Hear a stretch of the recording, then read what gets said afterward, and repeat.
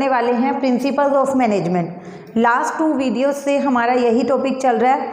First part में मैंने आपको कुछ प्रिंसिपल्स ऑफ मैनेजमेंट बताए थे, देन सेकंड पार्ट में बताए थे, और आज थर्ड पार्ट में आई विल ट्राई कि हम जो हैं ये सारे के सारे प्रिंसिपल्स आज कंप्लीट कर लें। हेनरी फ्योल ने जो प्रिंसिपल दिए थे स्टूडेंट, 14 प्रिंसिपल्स थे, 4 करके 5 करके मैं ट्राई कर रही हूँ कि ये हमें जो है अच्छे से समझ आ जाए, हमें ये रिपीट ना करना पड़े टॉपिक। ठीक है स्टूडेंट, तो बचे हुए जितने भी हमारे प्रिंसिपल्स हैं, मैंने एक लिस्ट बनाई है, इतने प्रिंसिपल्स हमारे बाकी रह गए हैं। ठीक है, तो इसको आज हम कंप्लीट करेंगे। इससे पहले के पार्ट्स अगर आपने अटेंड नहीं किए वीडियो लेक्चर्स, तो आप जो है पहले वो अटेंड करेंगे, उनको समझेंगे, उसके बाद हमारा थर्ड पार्ट आज हम कंप्लीट कर देंगे। तो सबसे पहले स्टूडेंट्स मैं आपको आज बताने जा रही हूँ डिसिप्लिन।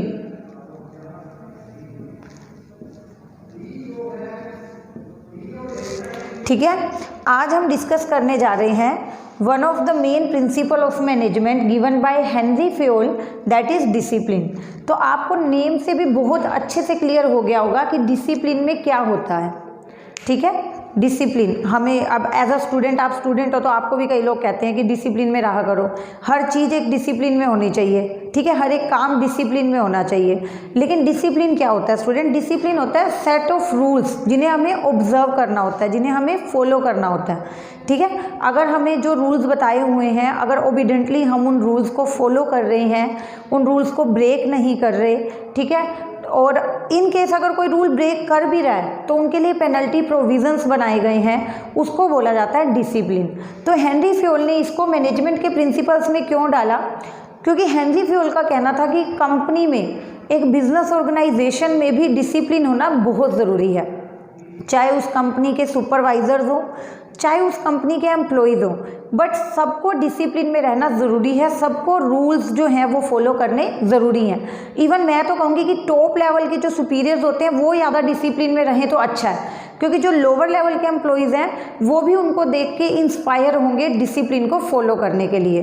तो व्हाट विल वी से, discipline is required in all level of management. Her level पे ये ज़रूरी है, चाहे वो टॉप लेवल हो, चाहे वो मिडिल लेवल हो, चाहे वो लोअर लेवल हो। बल्कि टॉप लेवल पे मोस्ट इम्पॉर्टेंट है, लोअर लेवल वाले उनको देख के सीखते हैं। ठीक है स्टूडेंट्स, तो डिसिप्लिन में आप क्या लिखेंगे? Discipline means set of rules और ओबीडेंस। ओके, डिसिप्लिन क्या है? आपका सेट ऑफ रूल्स है और आपका ओबीडेंस है कि आपको कुछ कहा गया है और ओबीडेंटली आप उस चीज़ को कर रहे हो। ठीक है स्टूडेंट, डिसिप्लिन लाएंगे कैसे? अगर एक बिजनेस ऑर्गेनाइजेशन में डिसिप्लिन लाना चाहते हैं तो आप वो कैसे ला सकते हो? डिसिप्लिन कैसे इंट्रोड्यूस कर सकते हो? By proper supervision.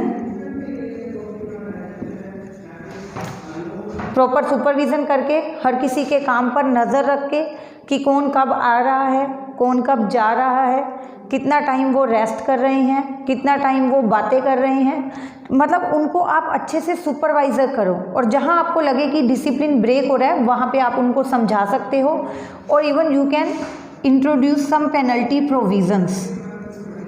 Penalty provisions should be there. अगर आप चाहते हो कि आपकी कंपनी में जो डिसिप्लिन है वो अच्छे से फॉलो हो, तो आपको कुछ जुडिशियल इम्प्लीकेशंस भी वहाँ पे रखनी पड़ती हैं, कुछ जुडिशियल एप्लीकेशंस वहाँ लगानी पड़ती हैं कि अगर आप डिसिप्लिन फॉलो नहीं करोगे तो ये आपकी पेनल्टी है, ये आपकी पनिशमेंट है।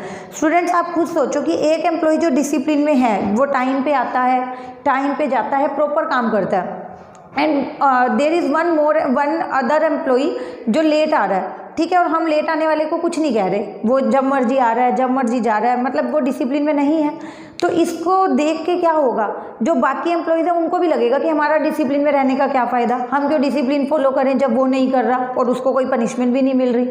तो इसीलिए हर किसी का डिसिप्लिन में रहना ज़रूरी है। In case if anyone is breaking rules, if anyone is not in discipline, then there should be some penalty provisions for them, उनके लिए पेनल्टी प्रोविजन होना चाहिए, उनको आप पनिश करो ताकि दूसरे पर्सन को, देखने वाले को लगे कि अगर मैंने भी डिसिप्लिन ब्रेक किया, मैंने भी रूल्स को ब्रेक किया तो मुझे भी ये सज़ा मिल सकती है। ठीक है स्टूडेंट, तो now it is clear to all of you कि डिसिप्लिन क्या है। डिसिप्लिन कुछ सेट ऑफ रूल्स हैं जो कंपनी में हमें पहले ही बता दिए जाते हैं और वो अपने टेन्योर के ड्यूरिंग हमें फॉलो करने पड़ते हैं। अगर हम वो डिसिप्लिन फॉलो नहीं करेंगे तो हमें पनिशमेंट भी मिल सकती है। ठीक है, कई सारे एडवांटेजेस हो गए डिसिप्लिन के। देखो, अगर आप डिसिप्लिन में रहते हो, ठीक है, तो आप इसके पॉजिटिव इफेक्ट अगर लिखना चाहो तो लिख सकते हो, पॉजिटिव इफेक्ट्स अगर आप लिखना चाहो कि डिसिप्लिन इंट्रोड्यूस करने से कंपनी में क्या होगा। देखो, इससे एक तो जो है टास्क इजीली अचीव हो जाएगा आपका, task can be achieve easily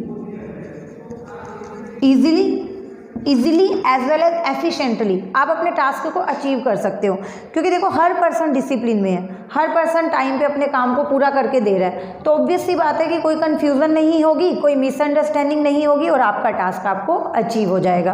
better relations जो है that can be maintain in organization, better relations किसमें, सुपीरियर और सबॉर्डिनेट्स में, सुपीरियर और सबॉर्डिनेट्स में रिलेशन भी अच्छे बनेंगे, ऑब्वियस सी बात है बनेंगे। सबॉर्डिनेट्स डिसिप्लिन में है इसीलिए सुपीरियर को उनसे कुछ शिकायत भी नहीं होगी। सुपीरियर खुद भी डिसिप्लिन में है तो सबॉर्डिनेट ये नहीं कह पाएंगे कि सर आप खुद तो लेट आ रहे हो और हमें जल्दी आने के लिए बोल रहे हो। तो दोनों ही जो पार्टीज़ हैं they will remain satisfied with their own performance, दोनों ही अपने अपने काम से और दूसरे के काम से खुश रहेंगे। तो इस तरह से कंपनी में क्या है, बेटर रिलेशन बना रहेगा एम्प्लॉयज़ के बीच में और एम्प्लॉयर्स के बीच में। और जब उनका रिलेशन अच्छा है, जब हमें टास्क इजीली अचीव हो रहा है, जब कोई मिसअंडरस्टैंडिंग नहीं है, तो दैट मीन्स कि सारा हमारा जो काम है वो स्मूथली चलता रहेगा। ठीक है स्टूडेंट्स, एक बार फिर से मैं रिपीट कर रही हूँ, डिसिप्लिन का प्रिंसिपल बहुत मेन है, ऑर्गेनाइजेशन में भी मेन है और हर किसी पर्सन की लाइफ में भी डिसिप्लिन बहुत ज़रूरी है। अगर आप डिसिप्लिन में रहकर अपने हर एक काम को टाइम पे कंप्लीट कर रहे हो, only then you can attain your success. Okay, तो बिजनेस में हमने बात की कि सेट ऑफ रूल्स होंगे, obedience, we have to follow such rules obediently. ठीक है, एंड बाय प्रॉपर सुपरविजन आप डिसिप्लिन को इजीली जो है ला सकते हो अपनी कंपनी में, उन्हें अच्छे से सुपरवाइज करके और इवन खुद डिसिप्लिन में रहकर भी आप जो है डिसिप्लिन को ला सकते हो। पेनल्टी प्रोविजंस अप्लाई कर सकते हो, तब लोग अगर वैसे नहीं डिसिप्लिन में रहेंगे तो डर के रहेंगे डिसिप्लिन में। और यहाँ पे आपके सामने कुछ पॉजिटिव इफेक्ट्स भी मैंने लिखे हैं जो आप साथ के साथ अपनी नोटबुक में नोट डाउन कर सकते हैं। Now we will discuss our next principle students, unity of direction. Unity of direction,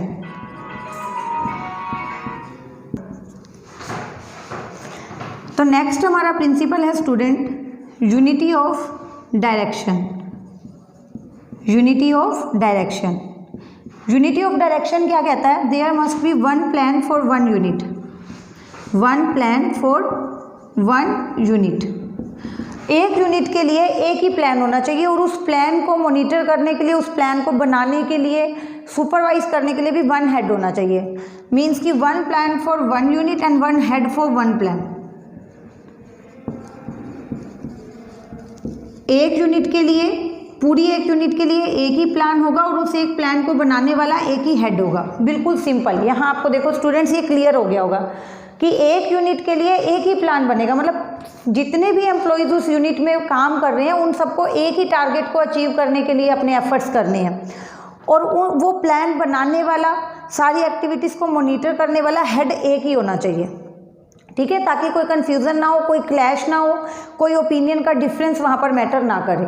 ठीक है, यहाँ मैं आपको अगर एग्जांपल दूँ, लाइक एक कंपनी है जो व्हीकल्स के प्रोडक्शन में लगी हुई है, व्हीकल्स मैन्युफैक्चर कर रही है, वो कार्स भी बना रहे हैं और स्कूटर्स भी बना रहे हैं। तो वहाँ पे उनको कुछ भी होच पोच ना हो, कुछ भी मिक्सिंग ना हो एक्टिविटीज़ की, कुछ भी एक्टिविटीज़ रिपीट ना हो, उन्हें सीधे से दो डिवीज़न बना देने चाहिए, कार्स मैन्युफैक्चरिंग का अलग, स्कूटर मैन्युफैक्चरिंग का अलग।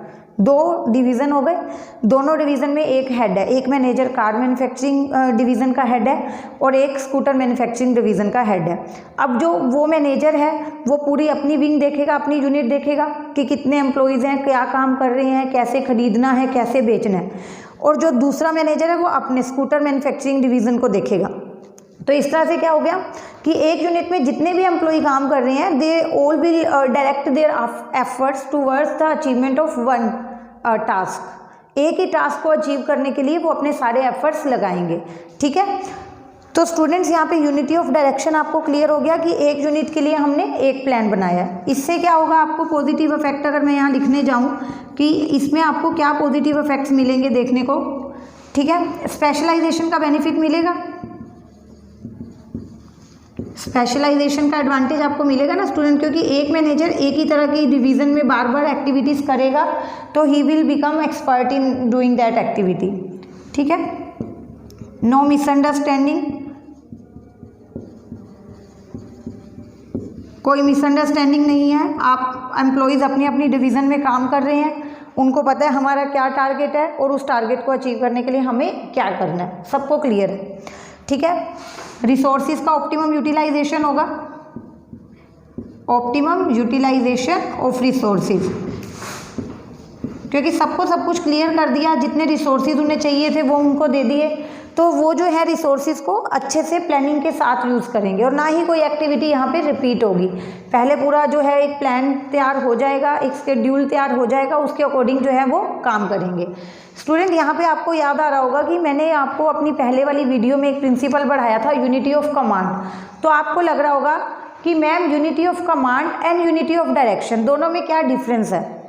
देखो, यूनिटी ऑफ कमांड जिसमें क्या था कि there must be one employer to give order to one employee at a time.